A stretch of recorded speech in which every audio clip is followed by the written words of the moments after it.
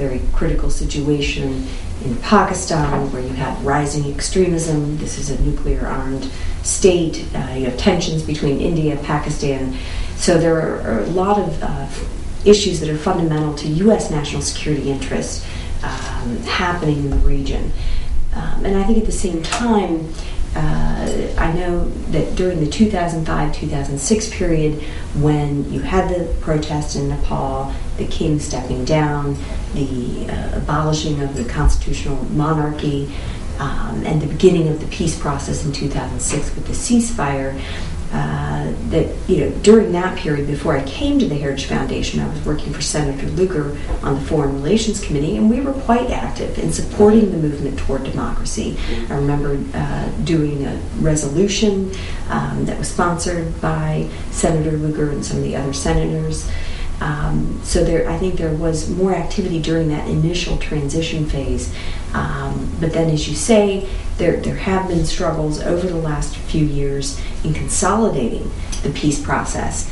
And perhaps, there needs to be more attention from the international community and think tanks like the Heritage Foundation in supporting Nepal as it tries to consolidate that process, which has not come as easy as people perhaps initially expected or hoped.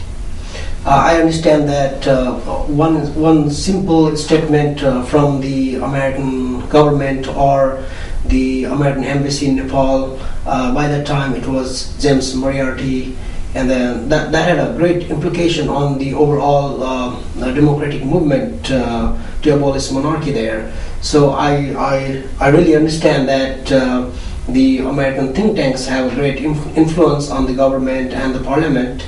Like you said, that the Senate Foreign Relations Committee also has its own impact on the development of democracy in the developing nations like Nepal. Isn't that true? Well, I think, again, Nepal, the U.S. direct interest in Nepal, perhaps there's not a direct security interest per se.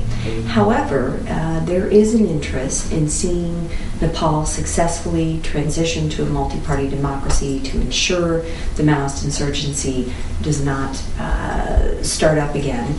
And so I think there is a role for the international community to become involved. And I think over the last few years there's been a sense that while there's been some infighting, that by and large, Nepal is moving in the right direction. However, now that the UN is leaving, perhaps there is a need to sort of refocus on Nepal and make sure that the progress that's been made over the last few years is not lost, and that we don't backtrack, because it is important for Nepal to stabilize, to become a successful democracy. But again, the U.S. would be consulting very closely with India. India obviously has direct security interests with Nepal, sharing a border, cultural, political relationships there. And so I think it would be a topic for discussion between the U.S. and India in terms of developments inside Nepal. So you are already aware that United Nations mission has left Nepal in January 15th with their expectations unmet and their desired result unachieved. So in this situation, does Heritage Foundation see any role in assisting Nepal's chances for peace and stability? Well, I think the UN will remain involved, of course, to a lesser extent and not formally, but there will be continuing engagement and visits by UN officials in trying to help the parties resolve their problems. Of course, the U.S. Embassy will remain engaged in the process. So I don't see the UN mission closing down as a sign that the international community is sort of washing its hands of Nepal. I don't think that's the case. I think there will continue to be engagement, but it is a crossroads for Nepal, because it is the ending of the international community officially trying to. On its own.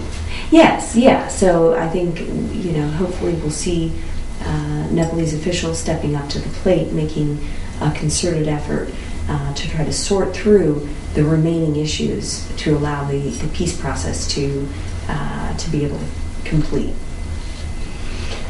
You have been described as a reliable source for U.S. policymakers and news producers when it comes to analyzing political and socioeconomic situations in South Asia. The developments in Nepal have regional dimensions, like we already explained before, especially in relation to the rise of the Maoists. India is already troubled by Naxalite movement, and it's increasingly feared that Nepal Maoist ties with China are getting closer. These days, we often hear about external meddling of Nepal's foreign affairs. How do you see these dynamics affecting Nepal's peace process? Well, I think it is interesting if you look at the Nepal-China relationship over the last few years.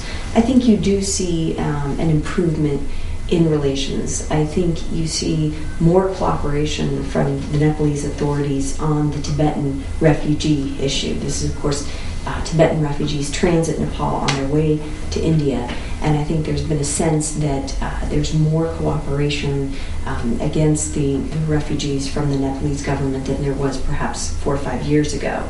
So I think that that relationship is evolving. And from India's perspective, I think India is concerned about the Chinese developing more of a foothold in South Asia, not only by improving their relations with Nepal, but also Sri Lanka, where they're building a port, also with Bangladesh, where there's a lot of Chinese investment coming in.